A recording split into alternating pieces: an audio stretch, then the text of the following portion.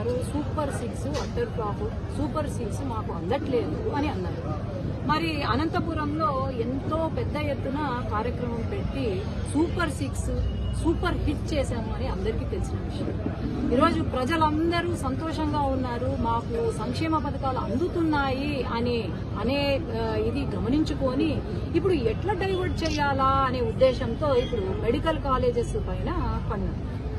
మరి నాకు అర్థం కావట్లేదు, 17 మెడికల్ కాలేజెస్ కేంద్ర ప్రభుత్వం శాంక్షన్ లేదు. ఎవడో అన్నాడు మీ అబ్బసొత్త లేకపోతే మీ జోబులో నుంచి తీసినారా డబ్బులు అని ఎవరో అడిగిరు.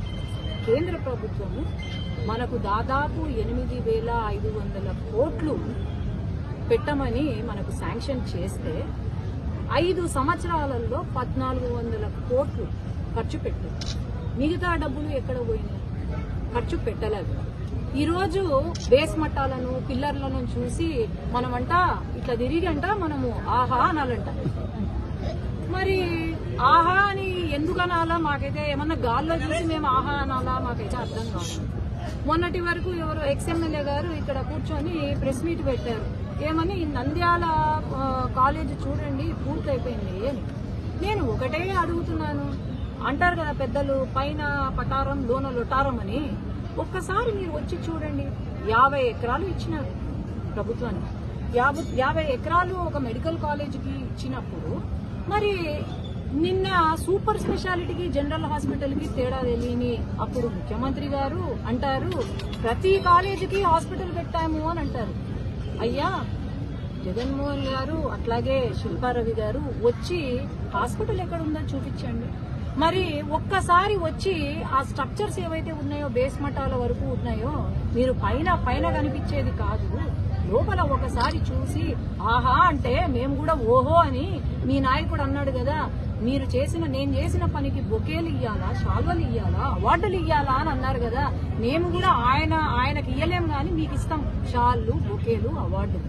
ఈరోజు మనం అందరము గమనించాల్సింది ఒకటే, ప్రైవేటైజేషన్ కి పీపీపీకి కూడా తేడా తెలీదా వీళ్ళకు వైసీపీ నాయకులు?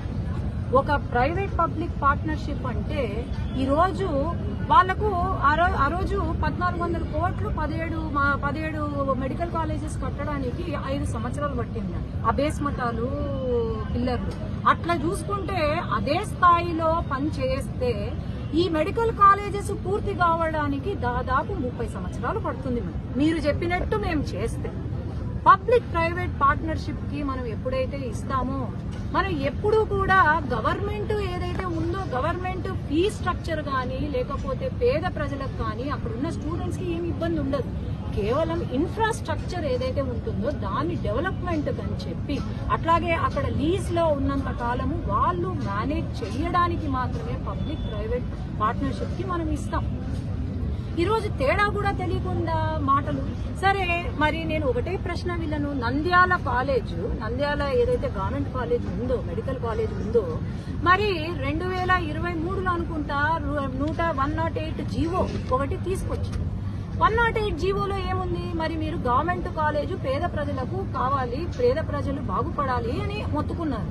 మరి దీంట్లో ఏముంది? Fee structure, Jagan fee structure అని ఒక కొత్త ఫీ స్ట్రక్చర్ తీసుకొచ్చి గవర్నమెంట్ హాస్పిటల్లో గవర్నమెంట్ కాలేజీల్లో కేటగిరీ 1 మళ్ళీ ఎవరికి డౌట్ రాకుండా 15,000 పెట్టి సంవత్సరానికి. మరి కేటగిరీ బి కేటగిరీ సిలో ఎందుకు మీరు అంత ఛార్జీలు పెట్టారు? అంటే పేద ప్రజలకు 60 లక్షల నుండి 1 కోటి రూపాయలు దాటి ఫీ స్ట్రక్చర్ మరి పే చేయగలుగుతారా పేద పిల్లలు? మరి గవర్నమెంట్ సీటు వచ్చిన వాళ్ళు మరి ఎందుకండి మీరు మరి గవర్నమెంట్ కాలేజ్ అంటున్నారు? మరి మీరేం చేసినట్టు ఈ ఫీ స్ట్రక్చర్ ని ప్రైవేట్ కాలేజెస్ లో ఉన్న ఫీ స్ట్రక్చర్ ని పెట్టి మరి ఏమి న్యాయం చేశారు పేదవాళ్ళు? నాకైతే అర్థం కాదు. పాపము అదే చెప్తున్నాను, వీళ్లకు ఏం చేసినారో ఏం చేయలేదో అభివృద్ధి అంటే ఏంటో కూడా అర్థం కాకుండా ఈ రోజు మాట్లాడుతున్నారు తప్ప ఇంకేమీ లేదు. మనకు చాలా పనులు చాలా అవి ముఖ్యమా? లేకపోతే ఇట్లాంటి చిల్లర చేష్టాలు చిల్లర నాయకులు వచ్చి రౌడీ వెధవలు వచ్చి మాట్లాడుతుంటే మేము సమాధానం ఇవ్వాల్సిన అవసరం లేదు. కానీ ఒక డాక్టర్ గా మెడికల్ కాలేజెస్ మీద పన్నారు కాబట్టే నేను ఇస్తున్నా. ఎందుకు అంటే గవర్నమెంట్ కాలేజెస్ లో మనం చూస్తున్నాం ఈరోజు ఎంతో ఆధునికత, ఎంతో మంచి అడ్వాన్స్డ్ టెక్నాలజీ వచ్చింది. ఏఐ వాడుతున్నారు. ఈ రోజు ఎంఆర్ఐ 7 టెస్లా వరకు పెట్టుకోవచ్చు, లేకపోతే CT scan 640 slice CT scan వరకు పెట్టుకోవచ్చు. ఈ రోజు మినిమల్ ఇన్వేసివ్ సర్జరీస్ టేకప్ చేశాము, ఓపెన్ సర్జరీస్ పోయినాయి. అట్లాగే క్లౌడ్ సిస్టమ్ వచ్చింది, IOMTs వచ్చాయి, టెలిరేడియాలజీ, టెలిమెడిసిన్ వచ్చింది. ఇలాంటివి ఎంతో రోబోటిక్ సర్జరీస్ వచ్చాయి. ఇవి వద్దా? ఈరోజు జగన్మోహన్ గారిని ఒకటే అడుగుతున్నా నేను, మరి పేదవాళ్లకు ఇది వద్దా? ఇలాంటి నూతన టెక్నాలజీ అందుబాటులో ఉండకూడదా? మేము ఫ్రీగా ఇలాంటి అడ్వాన్స్ టెక్నాలజీ ఇస్తాము PPP మోడల్ కింద అంటే వాళ్ళు ఎందుకు మరి వద్దంటున్నారు? మీరు అడగాల్సిన అవసరం అయితే ఉంది. మీడియా వాళ్ళు మీరు కూడా వాళ్ళని అడగాల్సిన అవసరం అయితే చాలా ఉంది. అట్లాగే మనం అందరము ఇప్పుడు గమనిస్తే నేను ఒకటే సత్యకుమార్ గారిని ఒకటే రిక్వెస్ట్ చేస్తున్నాను. ఆయన ఇప్పుడు ఎందుకో మరి వీళ్ళు లండన్ ట్రీట్మెంట్ సరిపోలేదేమో, చాలా మంది పేషెంట్స్ ఎక్కువైపోతున్నారు అన్న, సైకేట్రీ వార్డ్స్ కొంచెం అప్గ్రేడ్ చేయండి అన్న ప్రతి హాస్పిటల్లో అని నేను యాజ్ అ డాక్టర్ నేను రిక్వెస్ట్ చేస్తున్నాను.